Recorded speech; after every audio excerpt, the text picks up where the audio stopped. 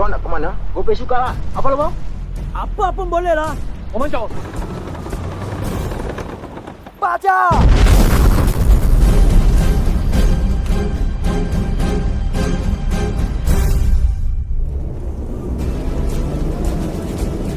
Tu mesti ingat, ini kawasan Melayu. Kalau ada banyak orang Melayu sokong, baru kita boleh menang. Kita beritahu! Kita dapat tahu, dia orang sekarang semua sudah masuk AP. Hei! Jambi! Mana Islam? Kita masing-masing! Bangun! Islam! Hei, pengkhianat! Kami takkan menyerah diri! Kami akan lawan dan besar-besar! Tembak! Henti! Jangan pergi! Bahaya! Ya Allah! Mati semati. Aku nak untuk bela. Kami orang-orang polis tidak akan menyerah diri. Biar kami mati di sini. Bukit Kepong menjadi tanah kubur kami.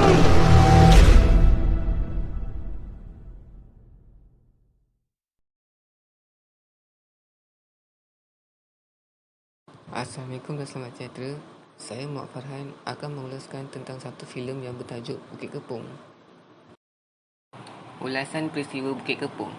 Kejadian Bukit Kepong adalah pertempuran bersenjata yang bersejarah dan tragis pernah berlaku di Tanah Melayu pada 23 Februari 1950 di antara pihak polis dan Parti Komunis Malaya Penganas Komunis masa darurat selepas Perang Dunia Kedua dan sebelum kemerdekaan Tanah Melayu. Pertempuran ini berlaku di kawasan sekeliling Balai Polis Bukit Kepong di Bukit Kepong. Balai Polis yang dibuat daripada kayu ini terletak di tebing Sungai Muar sekitar 59 km dari Bandar Muar Johor, Malaysia. Kejadian ini bermula sebelum subuh apabila pihak komunis melancarkan serangan gerila ke Balai Polis. Ia berakhir dengan tragik apabila berlakunya penyembelihan berdarah oleh pihak penyerang yang telah membunuh hampir kesemua pegawai polis yang bertugas di situ pada ketika itu. Pihak komunis hendak menjadikan serangan ini sebagai contoh apa yang bakal terjadi kepada mereka yang menentang perjuangan komunis. Apabila mereka memulakan pengepungan, pihak penyerang percaya bahawa mereka akan dapat mengalahkan pihak polis dan berjaya mengawal stesen polis tersebut dalam tempoh yang singkat dan mudah. Perkara ini disebabkan oleh beberapa faktor yang menyerbahi mereka. Pihak komunis mempunyai kelebihan senjata dan jumlah keanggotaan yang menyertai serangan tersebut berbanding dengan jumlah anggota polis yang ada pada waktu itu. Keadaan Balai Polis Bukit Kepong terletak di kawasan seluas 62 meter persegi dan terletak di tebing Sungai Muar dengan deretan kedai-kedai yang dipagar dengan kawat berduri.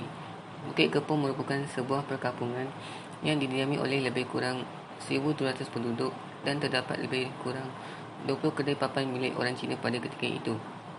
Menjelang awal 1950, ia merupakan tumpuan pergerakan pihak komunis di situ. Ketika itu, balai polis itu diketuai oleh Ketua Polis Balai iaitu KPB, Sarjan Ray Densi yang pernah berkhidmat di Palestin. Ketika serangan ke atas balai tersebut, beliau telah ditukarkan jawatannya dan jawatannya diambil alih oleh Sarjan Jamil Muhammad Shah. Kemungkinannya perkara ini diketahui oleh pihak penyerang komunis. Selain itu, terdapat piatun campuran 15 anggota polis tugas am dan konstebel polis marin pimpinan Sarjan Jamil sendiri. Ketika itu, pasukan ini turut diperkukuhkan oleh 3 konstebel polis khas dan 4 polis tambahan bagi tugas mengawal dan lain-lain yang menjadikan 22 orang anggota kesemuanya. 13 isteri dan anak-anak anggota tinggal di berik kelamin di bahagian belakang balai. Sistem perhubungan yang sukar adalah antara sebab utama penempatan pasukan polis marin di situ. Assalamualaikum, saya Nazifah Ashikin binti Khairul Azhar. Pada bahagian pertengahan filem Bukit Kepong, menurut saksi terdapat sekitar 200 orang pengganas komunis daripada Kompeni Bebas Keempat yang menyerang dan dipercayai diketuai oleh Muhammad Indra, komunis Melayu yang diperdaya oleh pihak komunis Cina, di mana pada awal rancangannya, Muhammad Indra dimaklumkan bahawa serangan itu sebagai amaran sahaja. Bagaimanapun, ia bertukar menjadi tragedi buruk. Ia juga disertai oleh Komisar Goh Peng Ton. Pihak komunis mengepung balai polis dengan separuh daripada bilangan tersebut di bahagian hadapan. dan bakinya mengelilingi balai polis tersebut. Pertempuran bermula sekitar 4.15 pagi apabila Konstabel Jaafar bin Hassan mencabar dan menembak mati seorang pengganas komunis yang sedang menolong kawat duri balai tersebut. Akibat daripada itu, pihak komunis kemudiannya menyerang dari segenap sudut, terutamanya dari bahagian hadapan. Mereka berharap agar serangan ini mengejutkan pihak polis dan melumpuhkan gerakan polis sekaligus tunduk dengan pihak komunis. Akan tetapi, mereka kini berhadapan dengan tentangan hebat daripada anggota-anggota polis tersebut, terutamanya daripada dua kedudukan Brangun yang terletak di dalam kubu di bawah bilik kawalan. Sungguh pun anggotanya lebih sedikit. Pihak polis yang diketuai oleh Siti Jamil Muhammad Shah enggan menyerah walaupun telah berkali-kali diseru oleh komunis agar mereka menyerah. Satu persatu anggota polis gugur apabila pertempuran berterusan tanpa henti dan dua orang isteri polis yang bertahan turut serta berjuang apabila melihat suami mereka terkorban semasa pertempuran. Sekitar pukul 5 pagi, pasukan polis bantuan berserta sekumpulan penduduk kampung yang lengkap bersenjatakan rifle dan senapan patah digerakkan di kampung Jawa di bawah pimpinan penghulu Ali bin Mustafa untuk membantu. Mereka diserang hendak oleh komunis yang ditugaskan untuk menghalang sebarang bantuan dari luar. Akibatnya, beberapa orang kampung serta pihak komunis turut terkorban dalam pertempuran di kawasan itu. Sekian daripada saya.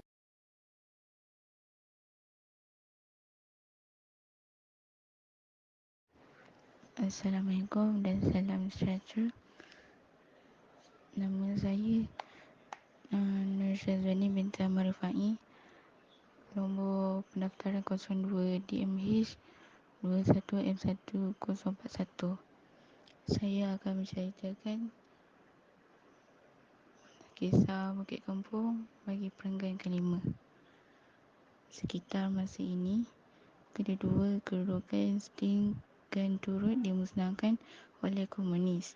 Sekitar jam 7 pagi, pihak komunis menawan seorang isteri polis iaitu Mariam Ibrahim, isteri kepada Konstabel Muhammad Jaafar yang diiktirafkan sebagai ketua kumpulan komunis. Mat Indra memaksa Mariam merayu agar pihak polis menyerah kalah, tetapi usaha tersebut tidak diendahkan oleh Jamil sendiri. Pada masa ketika tersebut, Fatimah Yakbar dan anaknya Hasan turut ditawan dan dipaksa untuk menyeru supaya pihak polis menyerah. Mereka yang bertahan enggan berbuat demikian dan terus berjuang habis-habisan. Apabila mereka enggan menyerah, Mariam telah dicederakan dan Fatimah pula telah dibunuh suami Fatimah, iaitu Konstabel Abu Bakar Daud yang bertugas sebagai pemandu bot di sebuah sungai Muar yang telah berjuang membantu menentang pihak komunis sehingga akhirnya tercedera dan setelah ditembak di bahagian dada dan tangan ketika mencuba untuk mempertahankan botnya. Pada detik terakhir pertempuran hebat itu, pihak pengganas komunis telah bertindak membakar bilik kelamin dan balai polis di Bukit Kepong tersebut. Masih terdapat 2 wanita dan anak-anak mereka yang telah terbakar hangus di dalam bilik itu. Dan selanjutnya saya akan serahkan presenter seterusnya. Seterusnya pembacaan Nurain Filzana binti Ahmad Faizal. Pada detik itu, hanya terdapat 3 orang anggota polis dan seorang pengawal kampung sahaja yang masih hidup. Mereka meluru keluar dari balai yang terbakar dan merempuh kedudukan komunis. Mereka berjaya membunuh sekurang-kurangnya 3 dari kumpulan pengganas yang cuba menghalang mereka. pihak komunis terus menembak mereka yang cuba melarikan diri daripada balai polis yang sengaja dibakar itu. Ketika ini, penduduk kampung Duran Condon di sebelah barat menghantar bot ke Lengkap untuk memberitahu pihak berkuasa mengenai serangan ini. Hanya selepas 5 jam bertempur, barulah pihak komunis berjaya menawan balai polis dan seterusnya membakar balai tersebut.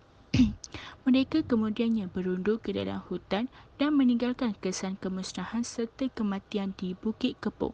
Bukan itu sahaja, pihak komunis yang kejam turut melontarkan mereka-mereka yang tercedera dan mayat yang telah terkorban ke dalam api.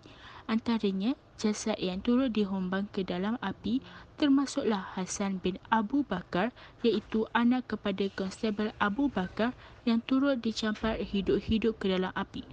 14 anggota polis termasuk Sarjan Jamil, 4 pengawal kampung, 3 polis bantuan, isteri Abu Bakar Daud adalah seorang polis yang terselamat dan 3 anak mereka terbunuh dalam kejadian tersebut. Jumlah kematian adalah 25 orang. Mereka yang terselamat daripada pertempuran maut tersebut adalah seramai 4 orang anggota polis dan 9 orang keluarga sahaja termasuk isteri dan anak mereka. Antara bantuan daripada perkampungan berdekatan semasa serangan tersebut ialah bantuan yang dihantar dari Kampung Tui semasa pertempuran bergema ke beberapa kampung berdekatan. Assalamualaikum warahmatullahi wabarakatuh. Nama saya ialah Wan Muhammad Syahmi bin Wan Arman Bajri dan nombor pendaftaran saya ialah 02DMH21F1039. Dengan ini saya ingin menceritakan berkenaan ulasan filem patriotik iaitu filem Bukit Kepong. Antara ulasannya mengenai bantuan tersebut ialah daripada sekumpulan penduduk yang diketuai oleh penghulu kampung Ali Mustafa dari Kampung Tui diiringi oleh 13 AP atau HG. Polis bantuan Auxiliary Police atau pengawal kampung Home Guard. Mereka telah diserah hendap oleh pihak komunis dalam perjalanan mereka kira-kira setengah kilometer daripada stesen polis Bukit Kepong. Mereka tidak mempunyai senjata yang banyak berbanding pihak komunis yang menggunakan senjata automatik sedangkan mereka hanya menggunakan rifle dan senapan patah yang dibekalkan kepada penduduk kampung. Akibat daripada itu, beberapa pengawal kampung telah tercedera dan terbunuh. Walaupun tersekat, kehadiran mereka tetap membantu dalam mengurangkan tekanan kepada pasukan yang bertahan di Bukit Kepong dan telah memaksa pengunduran umum pihak komunis.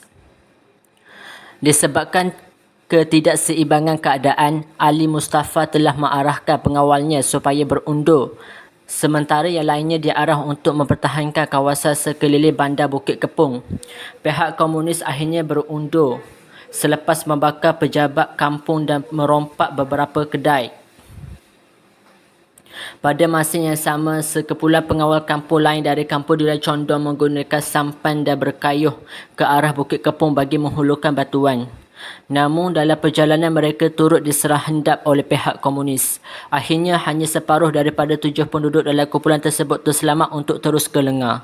Mereka selamat sampai ke sana pada jam 10 pagi dan ketika itu berita mengenai serangan ke atas balai polis Bukit Kepong telah disampaikan. Apabila pengawal kampung memasuki kampung Bukit Kepong, mereka dapat melihat betapa besar dan hebatnya kemusnahan akibat daripada serangan kejam tersebut. Ketua kampung telah mengambil alih sementara pentadbiran pos luar tersebut sehingga diganti oleh pasukan polis dari Muar. Pertempuran Bukit Kepong dianggap sebagai kekalahan tragik yang bagaimanapun berjaya mengukuhkan lagi semangat kerajaan dan penduduk untuk memerangi pengganas komunis.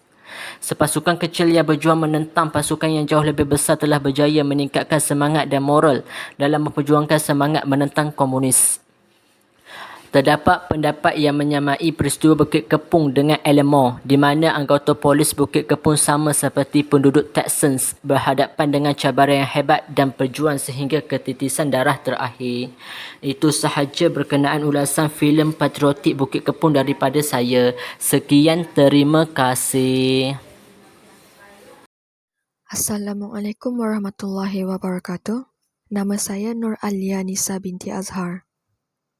Kesimpulannya, kita dapat melihat peristiwa Bukit Kepong telah dilakonkan semula dalam drama dan filem serta diterbitkan dalam bentuk seraskah novel. Sehubungan dengan itu, akibat daripada kepelbagaian versi penceritaan, maka pastinya timbul spekulasi dan unsur tokoh tambah cerita mengenai peristiwa tersebut. Maka, dengan adanya penerbitan buku berkenaan Bukit Kepong, sedikit sebanyak dapat memberi gambaran mengenai kejadian sebenar yang berlaku dalam peristiwa Bukit Kepong. Kejadian ini memperlihatkan kepada kita kekejaman komunis sehingga menyebabkan penderitaan dan kematian ramai pihak serta kehancuran dan kemusnahan harta benda di kawasan tersebut. Semua pihak seharusnya mengambil iktibar dan pengajaran di mana kekosongan dalam pemerintahan negara pada ketika itu adalah disebabkan oleh kekejaman komunis. Oleh itu, pemerintahan yang adil dan telus sangat diperlukan demi menjaga keamanan dan kesejahteraan sejagat. Sehubungan peristiwa ini, darurat telah diisytiharkan di Tanah Melayu pada tahun 1947 sehingga tahun 1960. Darurat bertujuan untuk menghapuskan pengaruh komunis di Tanah Melayu, yakni sekaligus demi memperjuangkan kemerdekaan negara dan bebas daripada ancaman dan pengaruh komunis.